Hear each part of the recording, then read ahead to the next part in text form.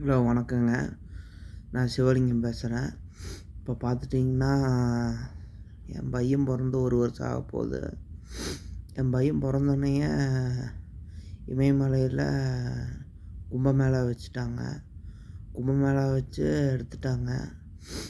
அப்புறம் என்னை இமயமலை நான் பிறந்ததுலேருந்து கொஞ்சம் பெருசான பிறகு 3 வயசுலேயே இமயமலை கூப்பிட்டு போனது.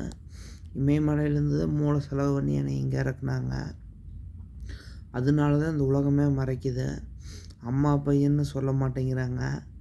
அதே மாதிரி தான் என் பையன்னு சொல்ல மாட்டாங்க. அவனை வேறு ராசியத்தை வளர்த்துவாங்க. அவன் கண்ணுக்கு தெரிய மாட்டான். அப்படி இருந்தாலும் வேறு ஏதோ ஒரு உலகத்துக்குள்ளே தான் வளர்த்துவாங்க.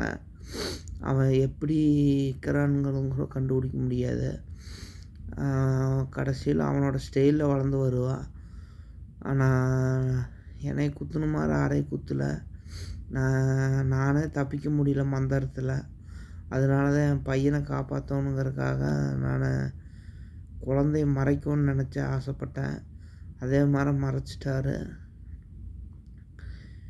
ஈஸ்வரனாக இருந்தாலும் நான் சாதாரண மனுஷனாட்டத்தான் இருக்கிறேன். எந்த தலக்கணமும் கிடையாது. பார்வதிக்கு தான் குழந்தை பெற்றேன். எல்லாத்துக்கும் பெற்றேன். ஆனால் பார்வதி வரம் வாங்கி பெற்றது கணக்கு வச்சுட்டாங்க. அதுக்கப்புறம் என் பையன் பெருசாகி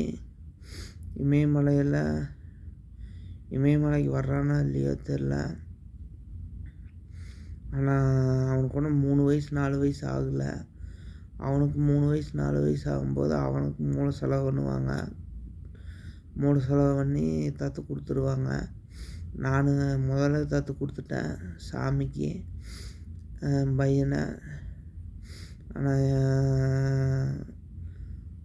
சாமிக்கு தத்து கொடுத்துட்டேன். ஆனால் என் பையன்தான்.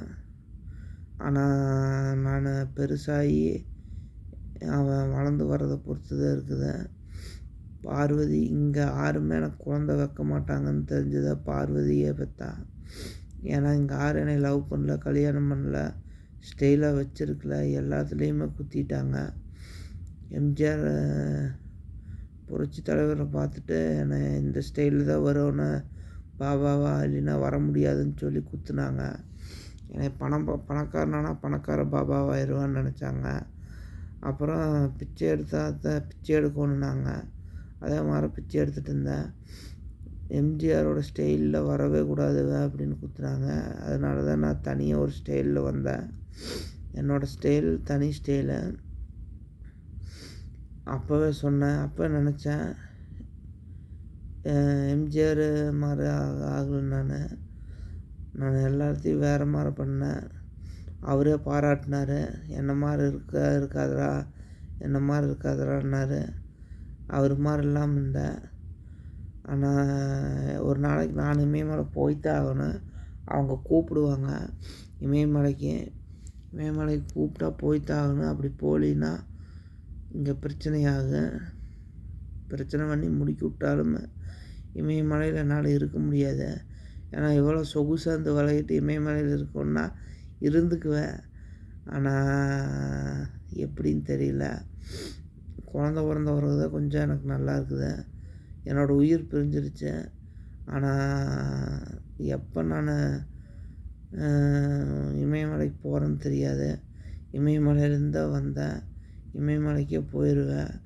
எங்கள் அம்மா என்னை இமயமலையில் கொண்டு போய் குத்துனாங்க. அது மாதிரி யாருமே குத்த மாட்டாங்க. என்னை குத்தி உலகமே மறைச்சிருச்சு. அம்மா பையன்னு மறைச்சி எடுத்துட்டாங்க. அதனால் என் பையனுக்கு தெரியக்கூடாது பெருசாக முடியும் என் பையன்னு. பெருசானா தெரிஞ்சு போக. அதனால தான் நான் கம்முன்னு இருக்கிறேன். நன்றி, வணக்கம்.